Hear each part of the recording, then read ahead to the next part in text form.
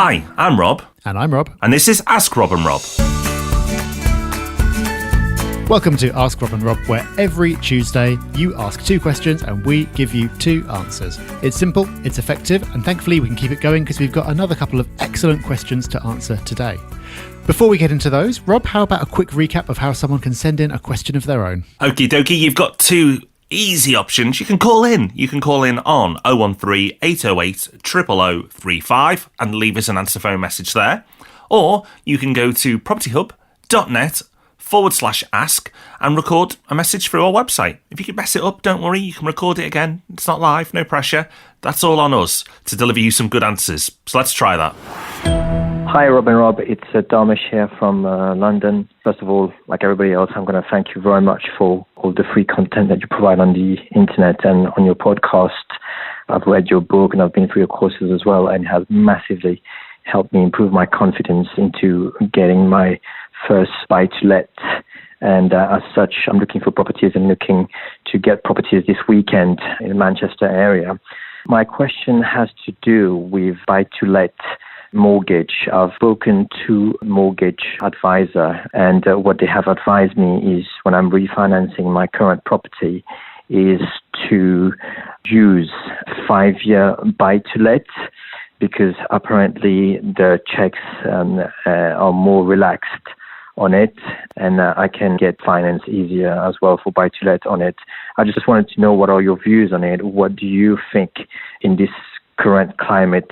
What would you, in my place, do? Would you go for a 5-year buy-to-let, or would you go for a shorter period? Thanks, and I look forward to your reply. Thank you. Great question. So you'll already know this, but for the benefit of everyone listening, there were some new stress tests that mortgage lenders brought in a couple of years ago that are more stringent than they were before, largely looking at how much you could borrow and how much you could afford to repay versus the amount of rent coming in.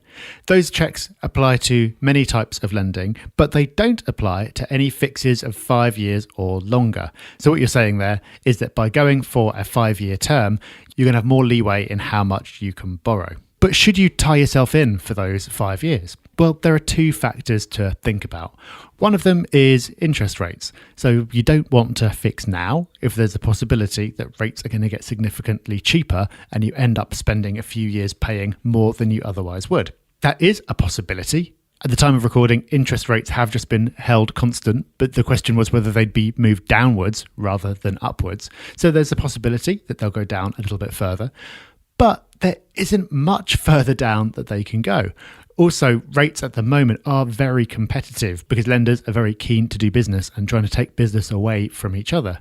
So, of course, it's possible that rates could go down from where they are, but rates are pretty great at the moment. So I wouldn't be overly worried about that. The other factor is whether you're going to want to remortgage to access equity within the next 5 years to grow your portfolio. So if over the next, say, 2-3 years, you experience some good growth in your portfolio, you want to remortgage to pull some cash out so you can buy more, then of course you wouldn't be able to do that if you were on a 5-year term. You've said that you're looking at a refinance after 5 years. That's the kind of period that you're thinking about to allow capital growth to take place. So it sounds like a 5-year fix will leave you nicely aligned with that. It's just worth being aware that 5 years is quite a long time and plans can change. So if a 2-year fix would leave you in a very, very similar position but give you more flexibility, then maybe that's the way to go. But if there are clear advantages to fixing for 5 years, it doesn't sound like that's going to cause you any trouble at all. Fantastic. Okay, so our next question is in from Ashley, and Ashley's getting distracted.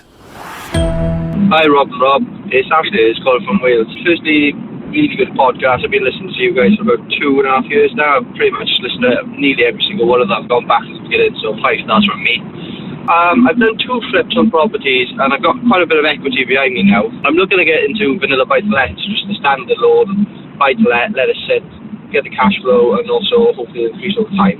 I keep falling into this trap when it comes to reading books and courses about these no money down deals.